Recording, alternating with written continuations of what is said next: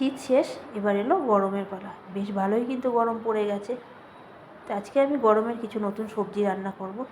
এখানে আমি একদম কচি সজনে ডাঁটা নিয়েছি ঝিঙে আর কুমড়ো, ভালো করে কেটে ধুয়ে পরিষ্কার করে রেখে দিয়েছি। অন্যদিকে কড়াইয়ে তেল গরম হচ্ছে। তেলটা গরম হয়ে গেলে আমি এই ধুয়ে রাখা সবজিগুলো তেলের ওপর দিয়ে দেবো। এটা একটা নিরামিষ রান্না, আর এটা খেতে কিন্তু বেশ ভালো লাগে। তোমরাও ট্রাই করতে পারো। তো সবজিগুলো আমি ভালো করে তেলের ওপর ভেজে নেব। ভাজা ভাজা হয়ে গেলে নুন আর হলুদ দিয়ে আবারও ভালো করে মিশিয়ে ঢাকনা চাপা দিয়ে দেব।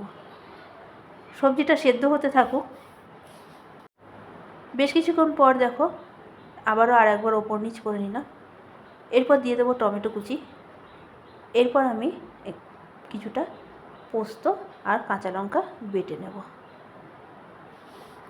শীতকালে যতটা না পোস্ত খাওয়া হয়, গরমকালে কিন্তু গরমের শুরু থেকেই পোস্ত খাওয়া হয়, কারণ পোস্তটা খেতে গরমকালে ভীষণ ভালো লাগে। এই যে পোস্ত বাটা হয়ে গেল, পোস্ত বেটে আমি তরকারিতে দিয়ে দিলাম, দিয়ে ভালো করে মিশিয়ে নিলাম। নামানোর আগে আমি দেব চিনি পরিমাণ মতো, আর সর্ষের তেল ছড়িয়ে নামিয়ে নেব। তো দেখো আমার রান্নাটা কিন্তু একদম রেডি।